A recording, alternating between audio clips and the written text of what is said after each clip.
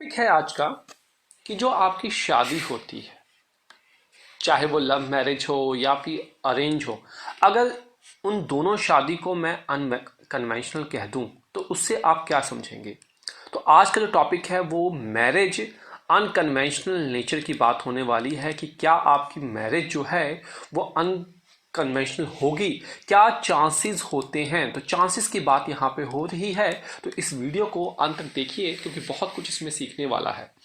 सिर्फ एक और दो प्लेनेट ऐसे हैं जो पूरा का पूरा दायित्व निभाते हैं अनकन्वेंशनल नेचर ऑफ मैरिज को करवाने में।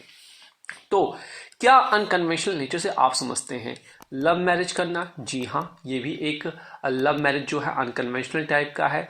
अगर आप शादी कर रहे हैं अरेंज मैरिज में लेकिन परिवार के कई सदस्य जो हैं आपसे नाराज हैं, वो भी अनकन्वेंशनल मैरिज का टाइप ही है। मतलब कि आप ट्रेडिशनल मैरिज कर रहे हैं लेकिन ट्रेडिशनल मैरिज भी अप्स एंड डाउन्स की वजह से हो रही है, तो वो भी आपका अनकंडीशनल मैरिज है। उसके बाद अगर आप जिस स्पाउस से शादी करते हैं वो आपसे ज़्यादा मिच्योर हो जाए एज में आपसे एल्डर हो जाए, वो भी आपकी अनकन्वेंशनल मैरिज है। या फिर आपसे एज में बहुत ज़्यादा छोटी हो जाए, वो भी अनकन्वेंशनल मैरिज है। तो ये अनकन्वेंशनल नेचर जो होता है, ये जो प्रभाव होता है, मतलब कि सोसाइटी से हट के थोड़ा सा अलग करके जो विवाह होता है उसे हम अनकन्वेंशनल नेचर ऑफ मैरिज कहते हैं। तो आपने क्या नोट करना है, आपने ध्यान रखना है दो प्लैनेट का। कौन कौन से प्लैनेट है वो आपको ध्यान रखना है शनिदेव का, और साथ ही साथ आपको ध्यान रखना है यहाँ पे शनिदेव के साथ राहु का। तो आपने क्या नोट करना है, शनिदेव नोट कर लेना है और राहु नोट कर लेना है। शनिदेव और राहु, आपको पता है शनिदेव की दृष्टियां होती हैं, तीसरी दृष्टि होती है, सातवीं दृष्टि होती है, 10वीं दृष्टि होती है। राहु की भी कही जाती है कि 5वीं होती है, 7वीं होती है, 9वीं होती है। कई एस्ट्रोलॉजर मानते हैं और कई एस्ट्रोलॉजर इस दृष्टि को नहीं मानते हैं, कहीं पे इसका व्याख्या है, कहीं पे व्याख्या नहीं है। परंतु हमारे अध्ययन में देखा गया है राहु की ये 3 दृष्टियां काम करती हैं। तो आपने देखा शनि महाराज की दृष्टियां। अब शनि महाराज किसी तरीके से आपके 7वें भाव को प्रभावित कर दें, किसी प्रकार से आपके 7वें भाव को प्रभावित कर दें, तो मतलब वहां पे कहीं ना कहीं कुछ अनकन्वेंशनल होगा। कहने का मतलब शनि महाराज कैसे कर सकते हैं प्रभावित? अगर शनि महाराज आपकी कुंडली के 5वें भाव में हो तो यहां से तीसरी दृष्टि, शनि महाराज लग्न में हो तो यहां से 7वीं दृष्टि, शनि महाराज अगर आपकी कुंडली में आप मान लीजिए यहां से 7वीं 8 शनि महाराज आपकी कुंडली में 10वें भाव में हो तो यहाँ से 7वीं 8वीं 9वीं 10वीं दृष्टि यहाँ पे गई शनि महाराज की। तो तीनों तरीके से शनि महाराज ने यहाँ से दृष्टि दी। लेकिन कई जातक जातिका ऐसा कहेंगे जी हमारे केस में ऐसा चीज नहीं है, लेकिन हमारी मैरिज अनकन्वेंशनल नहीं हुई है। तो भृगु संहिता का वेट कीजिए आप। भृगु संहिता में मैं आपको बताने वाला हूं कि शनिदेव क्या क्या कर सकते हैं, जहां बैठते हैं वहां से किन किन भावों को दृष्टि के बावजूद भी हिला सकते हैं। तो आज सिर्फ इतना ही समझिए कि दृष्टियों का क्या प्रभाव है, या फिर शनिदेव यहां बैठ जाएं।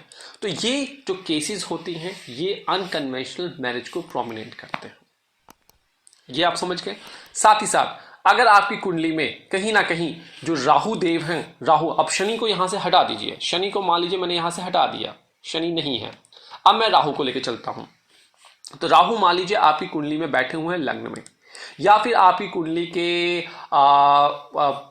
तीसरे भाव में बैठे हुए हैं राहु, या फिर आपकी कुंडली के 9वें भाव में बैठे हुए हैं राहु। तो यहां से देखिए 7वीं दृष्टि देंगे, यहां से देखिए 1 2 3 4 5वीं दृष्टि देंगे, और यहां से कहीं ना कहीं राहु जब आते हैं कहीं ना कहीं यहां से भी इफेक्ट जो है राहु का आपके लव और रोमांस वाले भाव पे पड़ता है। तो इन दृष्टियों से भी राहु जो होता है अनकन्वेंशनल मैरिज को करवाने के लिए बात हो जाता है।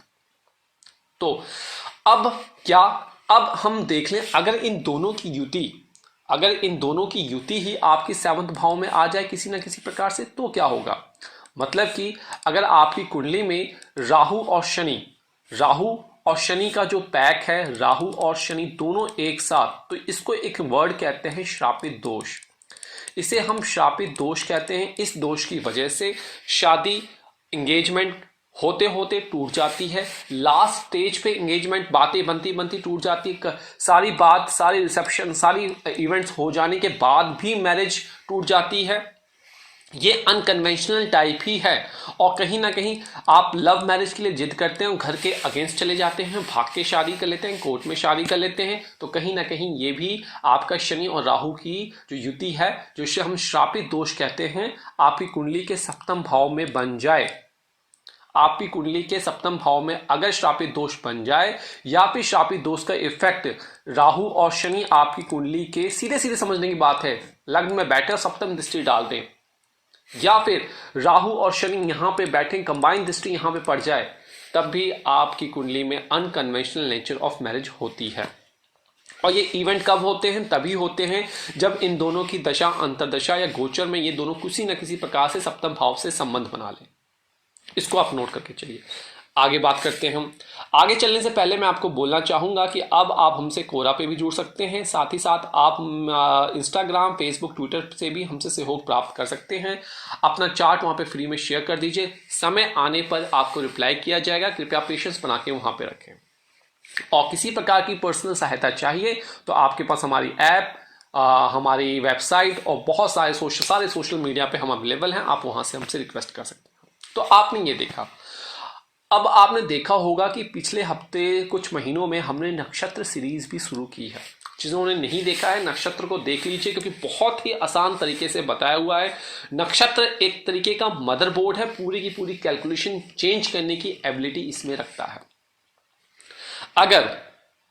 अगर आप देखिए, अगर हम यहाँ पे कहें शनि और राहु की, तो मैंने यहाँ पे बात कर दी, अनकन्वेंशनल मैरिज करवाते ही करवाते हो। लेकिन अगर आप देखते हैं शनि और राहु यहां प्रेजेंट नहीं है और यहां पे कोई नंबर लिखा है, मान लीजिए यहां पे नंबर लिखा है एक नंबर यहां पे लिखा हुआ है, और एक नंबर के स्वामी कौन होते हैं? मंगल। मानते हैं आप? और मंगल जो है आपकी कुंडली में बैठा हुआ है आपके दूसरे भाव में। मंगल आपकी कुंडली में सप्तम भाव का मालिक होकर आपके दूसरे भाव में बैठा हुआ है। और जो ये मदरबोर्ड है, जिस घर के अंदर बैठा हुआ है, उस नक्षत्र का जो मालिक है, मान लीजिए शनि है। मतलब मंगल जो है शनि के नक्षत्र में बैठा है। ये शनि का अभी आप कुछ नंबर यहां 10-11 नंबर कुछ नहीं लिखा हुआ, ये शनि, मतलब मान लीजिए यहां पे शनि के नक्षत्र में मंगल बैठे हुए हैं। तो यह योग भी अनकन्वेंशनल नेचर ऑफ मैरिज करवाने में सहायक होता है, जब दशा अंतरदशा मंगल और शनि की विपरीत चलेगी एक दूसरे के। आई बात समझ में? तो आपने सप्तम भाव में देख लिया, सप्तम भाव के मालिक को देखा, क्या वो शनि के नक्षत्र में प्रेजेंट है, या फिर सप्तम घर का मालिक राहु के नक्षत्र में प्रेजेंट है। चाहे वो कुंडली में किसी भी घर में बैठा हुआ हो और जिस नक्षत्र में वो प्रेजेंट हो, वो आपका इन दोनों में से किसी एक का हो, तो ये अनकन्वेंशनल मैरिज करवाने में रीजन बनता है। अब क्या किया जाए? मतलब प्रॉब्लम आ रही है, ऑब्स्टेकल्स आ रहे हैं, तो क्या किया जाए?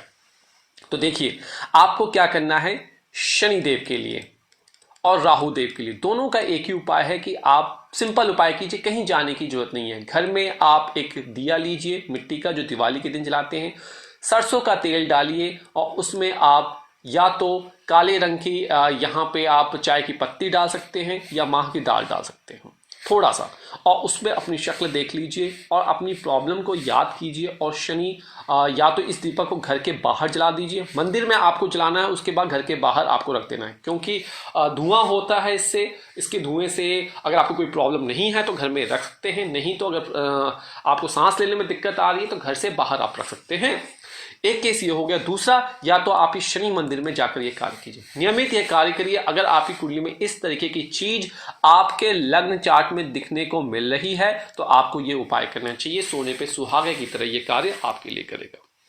तो आज बस इतना ही, और जो तरीके आपको बताए हैं वो कीजिए। हमसे कुछ सहायता चाहिए, डिस्क्रिप्शन बॉक्स में सारे लिंक दिए हुए हैं। पेशेंस बना के रखें, डेकनम बना के रखें। क्वारा पे भी आप हमसे साथ अब जुड़ सकते हैं। नमस्कार, जय माता दी।